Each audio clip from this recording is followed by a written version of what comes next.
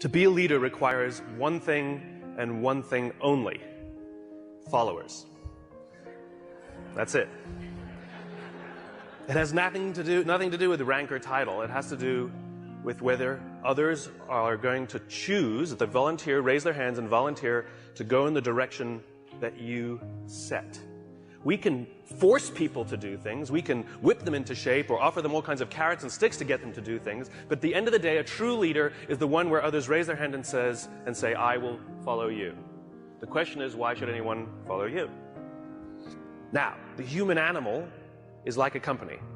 If we want to get certain behaviors out of the organization, out of people, we give them certain incentives or disincentives. We are exactly the same. If you want someone to perform, if you want them to hit a goal, we set the target, we set the goal, and we offer them some sort of bonus if they get there, and we incentivize the behavior.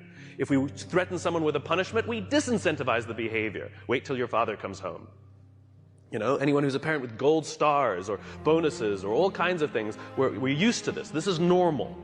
The human body works exactly the same way. If you've ever had a feeling of love, trust, joy, fulfillment, status, pride, those are all chemically produced feelings. They're chemically produced incentives trying to get us, the human body's trying to get us to do certain things to get us to cooperate. Tangible matters. We can only see the things we have words for, right? And this is why the leader must provide a clear vision. Why are we doing this? Why are we in business in the first place? What is the point of growing the company that you're growing? Everybody talks about, what's your growth? What's the point of the growth? In other words, you have a company. Why do you have that company? What is the value your company is offering to others? And what do you want your company to leave behind when you're gone? There has to be a purpose for why your company exists beyond the things you make, beyond the things you do, beyond the money you make. You had the purpose when you founded the company, otherwise you wouldn't have taken the crazy risk to start it with the overwhelming chance of failure. And people wouldn't have given you blood, sweat, and tears if they didn't believe in you, because you were the alpha, you had the vision, you had the strength, and they wanted your protection. And they joined you, and they gave you their blood, sweat, and tears because you gave them a sense of purpose and belonging and protection. You have to know why you do what you do, and this is what the leaders do. And the more they can put it into words, the clearer they can put it into the words, the more we can see it. Again, we can only see the things we have words for. And so when you can put these things into words, other people can see them. I have a dream. Martin Luther King put into words the vision, seeing, he had. The rest of us could see it too, and now could focus all of our attention, all of our efforts on getting it done. And every metric, and this is the purpose of metrics, every metric we use it's not about the metric. Metrics are supposed to measure progress. In other words, each metric is the tree getting a little bigger. Each metric is us getting a little closer to the gazelle. We get another little shot of dopamine. Each metric shows us that we're getting closer to the vision. It's not just about the numbers at the end of the year. How did we do? We're up. Good. Towards what? Towards what? We don't know what we're getting closer to. And it makes work unfulfilling. Don't know what we're working towards. Dopamine. We don't care if we let down the goal. Like if we have a goal that we have to achieve for work and we miss the goal, do we feel bad that we let the numbers down? No. We feel bad that we let somebody we love down. We feel bad that we let down our boss, we let down our parents, we let down our coach, we let down our drill instructor. We feel bad when we let down a human being. Accountability is never to a number. Accountability is to a person. And if there is no relationship with the person who's supposed to look after us and the person we're supposed to be working for, then we don't feel accountable. And this is where leadership becomes really, really important. You see, when we give selflessly to those in our tribe, offering them protection, because that's all anybody wants at work. They want to feel safe, comfortable, protected. Think about it as a parent. You know, back in those days, there were no countries, there were no corporations, there were no companies. They didn't exist. There's only one thing that pre-existed all of those things. The family. That's all we had. Each other. Think about it. What do we say to our children? You don't get to choose your children. Some of them are funny looking. Some of them not that smart. Okay? Those are the kids you got. Sorry. You get to pick your employees, but you don't get to pick your children, and yet it doesn't matter who your kids are, whether they're the best looking or not, whether they're the smartest or not, whether they're strongest or not. You give them undying love. And you don't point out their weaknesses if you're a good parent. You point out their strengths if you're a good parent. You encourage them to do the things that they're good at. And you hold them up, and sometimes you let them fail and learn for themselves, and sometimes you discipline them, and sometimes you prop them up, and sometimes you push them, and sometimes you let them go. And more than anything else, all we want for our children is to achieve more than we could have achieved. And we will do that by providing them support, a feeling of safety, a feeling of protection. Well, guess what? It ain't no different at work. Stop saying our company is like a family. It is a family. And you are the mother and you are the father. And the minute you hire someone, you must give them undying love, and you must work tirelessly to see that they can achieve more than you could ever have imagined yourself achieving. Those are the best leaders.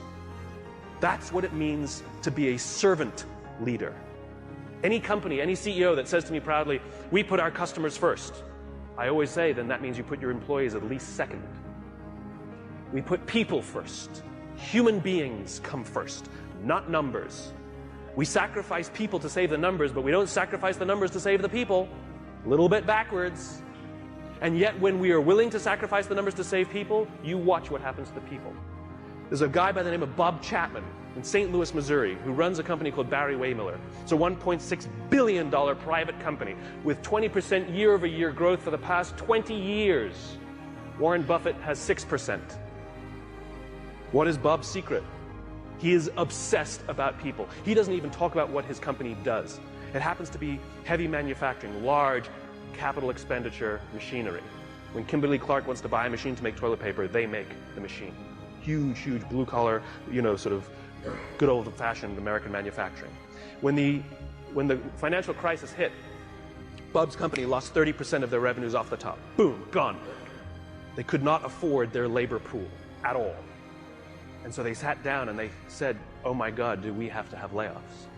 And Bob refused.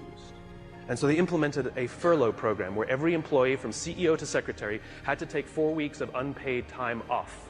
They didn't have to take it consecutively, and they could take it whenever they wanted. Those who could afford it more would trade with those who could afford it less. It was remarkable. And Bob told the company, it's better we should all suffer a little than any of us should have to suffer a lot. As human beings, we are biologically designed to cooperate, and we want to help each other. When you give someone the responsibility, when you put them in a position of power or authority for their responsibility, they rise up. Why? Because we all want to feel that our lives have value. We all want to feel that our lives and the work that we do is valuable to the tribe. We all want to know that our company needs us. But we don't make people feel needed, and we don't make their work feel necessary because we take all the responsibility and we don't let them have it.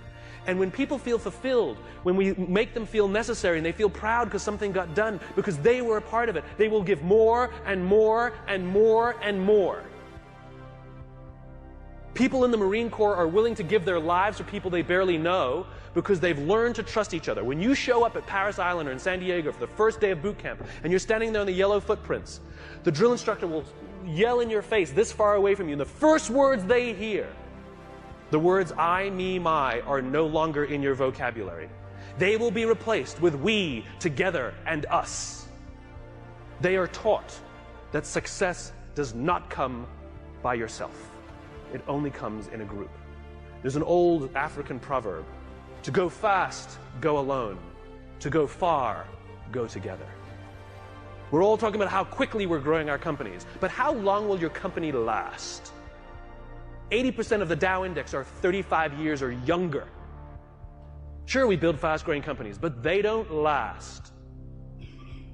I watched it. I went to the Crucible and watched these Marines. The Crucible is their final test before they become Marines. They're out for 56 hours. They get 3 meals, a total of 8 hours sleep the entire time. They're exhausted, they're tired, they're dirty, they're working hard. And you watch a fire squad of 4 guys making their way under barbed wire and shots fired and all of this mayhem and dirt and sand, and it's crazy. And they're dragging themselves across the dirt. And one of the guys is tired and starts falling back, but they have to achieve the mission. They've got to get to the other side. But what do? They stop, they go back, they grab his webbing, and they pull. They slowed themselves down because they'd rather slow down with all 4 than go fast with 3. To go fast, go alone. To go far, go together. Next time somebody says, what are your goals? Stop saying to increase top-line revenues by $1 million or $10 million or whatever you want to do next year. And start saying, we're building a company that's going to last 100 years. Watch the changes that happen inside the company.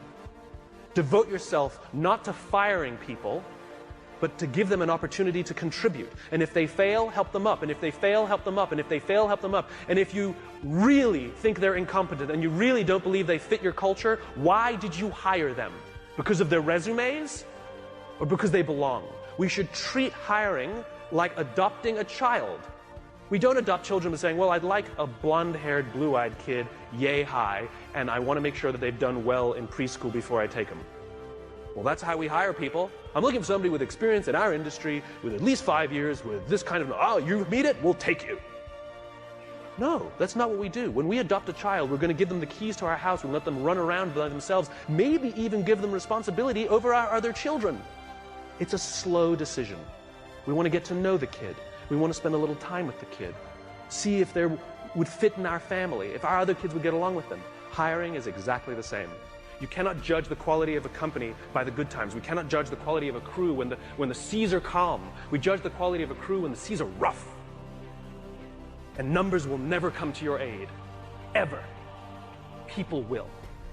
If things are going great and everything's growing and you feel that everyone's disposable, guess what? They think the same about you. It's reciprocal. It's always balanced. Time and energy. Roam the halls. Implement policies where if you have something to say somebody, not just the exchange of information, if you want to pay someone a compliment, if you want to ask somebody a question about their work, not about some fact like what time's the meeting, you do not send emails. You stand up, you walk the 35 feet, and you walk into their office and say, hey, quick question for you. That thing that you did for the client, can you just tell me a little more about it because I have a client meeting? I promise you the relationships that will form simply because people are giving time and energy. It's too quick to send an email. It's too easy. If I come over to your house for dinner, and a day later I send you this beautiful email how grateful I am for the dinner that you made for me, or if I sent you a handwritten note with the exact same words, which one makes you feel better? The handwritten note. It's not the words. It's not the intention. It's the time and energy we take. And if you think you're too busy to give time and energy to your people, then they're too busy to give time and energy to you. It is a balanced equation. I imagine a world in which the vast majority of people wake up every single morning inspired to go to work, and come home every single day fulfilled by the work that they do.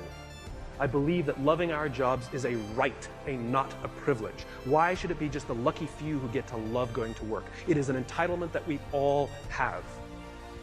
And by saying love our jobs, it doesn't mean we have to like them every day. We love our children every day, we don't like them every day. Right? We don't have to like every day, it can be hard, but we get to love it every day. And the thing that makes us love our jobs is not the work that we're doing. It's the way we feel when we go there. We feel safe, we feel protected, we feel that someone wants us to achieve more and is giving us the opportunity to prove to themselves and to ourselves that we can. This is the world that I imagine. This is why I do these talks. Because I'm just a cog in the wheel, a cog in the machine. I'm just a small piece of the jigsaw puzzle. I come to speak to the nice people like yourselves, because you're the ones who are running companies. You're the ones who are in control of the cultures that you're building. You're the ones who determine who you hire and who you don't. Are you hiring based on skills? You're hiring based on culture. I come and share these ideas with you with the hope that some of you will try some of these things, and over the course of time, you will watch your own cultures improve and the people love coming to work. Oh, and by the way, it's good for innovation, it's good for progress, and it's good for profit. Aside. So I thank you very much.